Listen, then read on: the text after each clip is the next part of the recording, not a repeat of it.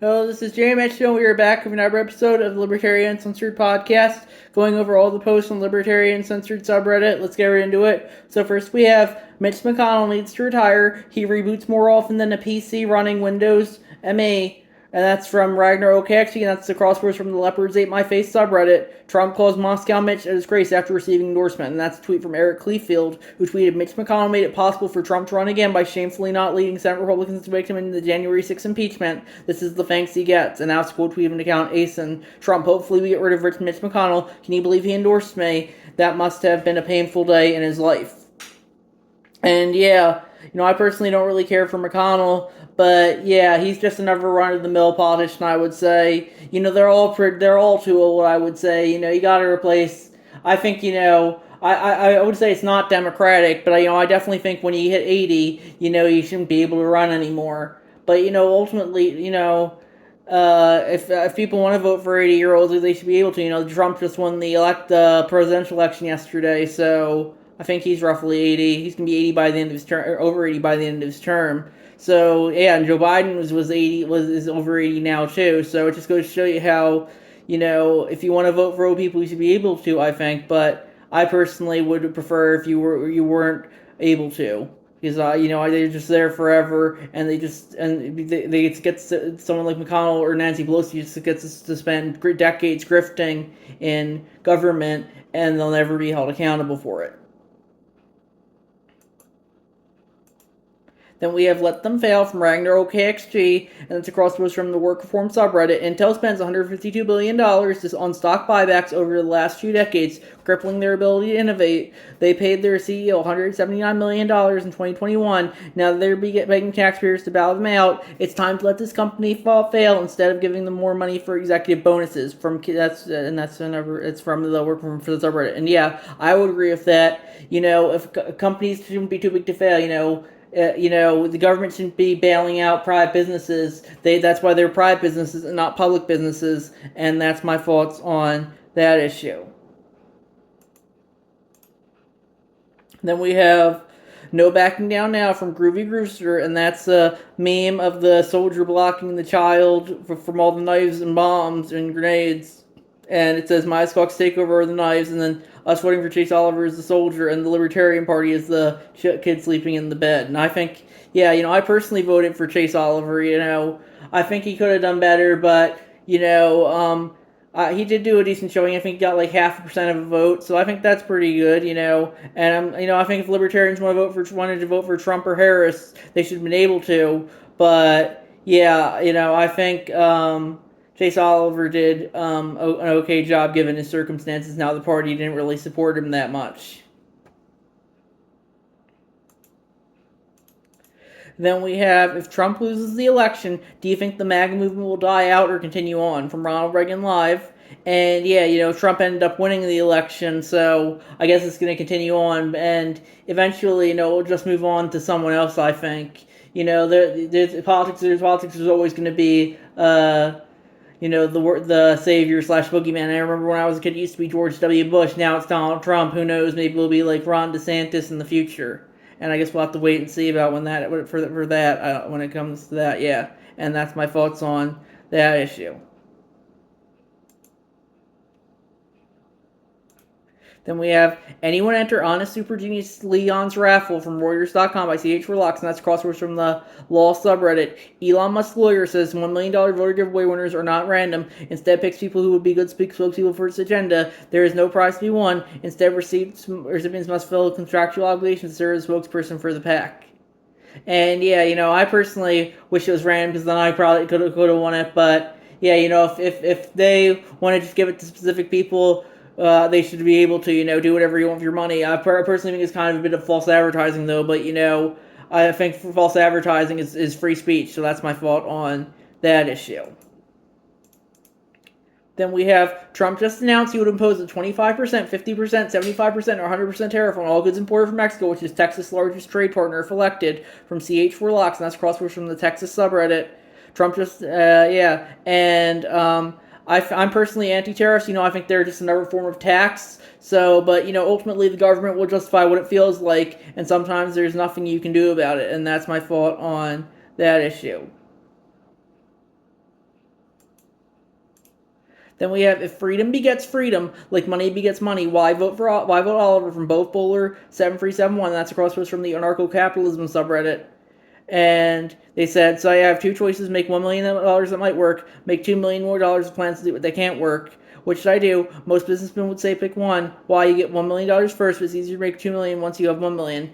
But plans that can't work don't count. Anyone can't make plans that can't work. I know when BTC went up, I made my first $1 million. I made more in a month doing nothing than what I would have been made working for 40 years. And a few more paragraphs. Yeah. Well, I guess I could see that as a libertarian justification to vote for Trump. I personally think Trump's just gonna jerk himself off and rile everyone up by doing and saying stupid shit rather than enact any real change or libertarian policies. But with that being said, I would consider myself cautiously optimistic, hoping that he might push for a few of the libertarian policies that he has promised to.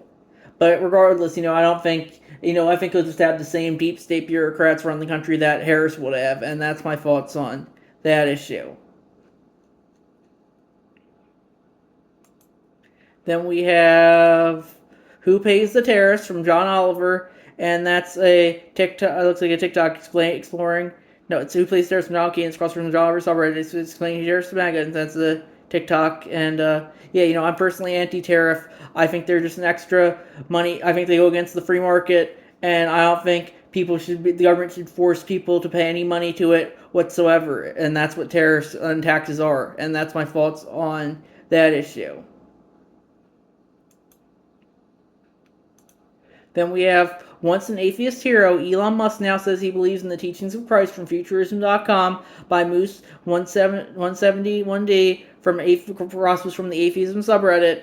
And yeah, I personally am a Christian, but it's good to see people like Elon leave atheism behind and join Christianity. With that being said, I guess you could argue it might be a grift, but you do have to believe in something. And that's why increasingly politics is kind of increasingly become the new religion for a lot of woke people, I would say. So yeah, I definitely do think it's good to believe in something, and that for many centuries now has been Christianity, and that's my thoughts on that issue.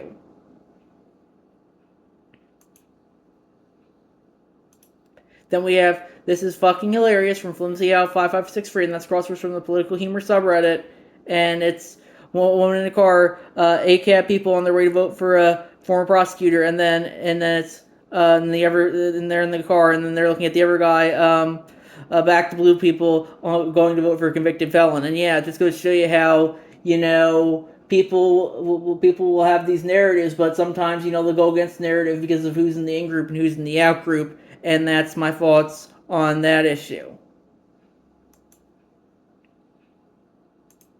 Then we have lessons learned from the 2024 election from Flynn's Bond, and they said since it's increasingly likely at this point that Trump is going to win, I believe it's time to seriously discuss what happened tonight with regards to the polls and with regards to the outcome of the election itself. 1. Trump voters lie to pollsters en masse. Given how far off every poll has been, even in some cases of Republican-funded pollsters, I see this as the only real explanation at this point for the discrepancy of the polls changing so significantly from 2020 to 2022 to 2024. Most of the polls this year weren't even off within the margin of error. In many states, Florida polls had Trump at +7 on average, heavily swayed by a foreign person involvement at +12, and even that poll underestimated support by 2%. This isn't just isn't a statistically realistic outcome unless the respondents are being honest. 2. Americans care first and foremost about their wallets. If people aren't doing well financially, nothing else matters, period. Rights, democracy, none of them actually matters. Anything to voters if their rank counts are low, none of it. For despite Trump's popularity carrying some down ballot places for Republicans, it's he himself that is popular, not the Republican Party. The new House is expected to be basically evenly split. It's typically assumed that Democrats need to win the popular vote to even have a chance at the presidency. Trump is on track to win the popular vote, so an even split in the House at this point indicates significantly less support for the GOP in general. And I would agree with that. I personally don't really care that Trump won, but at least Kamala lost. I would consider myself cautiously optimistic about the Trump's new presidency. I personally don't think he'll do. I think he'll just kind of jerk himself off and rile everyone up, letting the same deep state bureaucrats run the country that he did during his first term and pretty much get nothing done. But hopefully he'll do some of his more libertarian promises. And even if I personally don't believe that he'll go through with them. As for Kamala, Hopefully Reddit will go back to being an anti-establishment platform, but I sincerely doubt that because, it's pretty much nothing but DNC propaganda at this point. And that's my thoughts on that issue. Then we have Trump's comeback victory after reshaping his party in national politics looks a lot like Andrew Jackson's in 1828 from theconversation.com by Patan Furchan. And yeah, Andrew Jackson is someone, I like how he got rid of the National Bank. Hopefully Trump will get rid of the Federal Reserve, but I doubt it. But regardless, I think Trump's much more gusto. Jackson, he's also pretty gusto, but he at least enacted some policy changes like getting rid of the National Bank and, doing the Trail of Tears, regardless of how you feel about that. And yeah, Trump really hasn't enacted too much policy changes, despite how much hype has around him. They might say, oh, Roe v. Wade, or oh, he got rid of DACA, he got rid of Roe v. Wade or DACA, but, those are the exception rather than the rule, I would say. And that's my thoughts on that issue. Then we have consumer DNA tests uncover hidden epidemic of incest from HCN.health by Patan Furchan. And yeah, I personally don't care for incest, but I think as long as it's consensual and both people are of age, that the libertarian position is, do whatever you want with your own body. But I personally would think it's kind of weird, but justify doing whatever you want to with your own body, as long as everyone's of age and consenting. Then finally we have thoughts on the election from Plasman 30, and they said, I'm still a strong believer that in 4 years Trump will try to do something to stay out in office longer. Not sure if it will be an outright coup or if they'll attempt to repeal the 22nd Amendment in some way so he can run again. We need to watch his judicial appointments when he picks as head of various three-letter agencies in the military to see what happens. But besides this need to stay in power to avoid jail time, the root of our problem here is that if POTUS and his decisions while he's in office can ruin your life, then POTUS obviously has way too much power. We should be trying to find a way to limit presidential power so it doesn't matter who gets elected. And I'd agree with that. I personally think Trump will do nothing but really jerk himself off, rile people up, as I've said several times now. But I guess we'll have to wait and see if it's just another kind of do nothing term like his first one, or if he'll actually do stuff this term. So yeah, we'll see what happens there. And we're gonna wrap it up there. I'll see you guys in the next episode. Bye.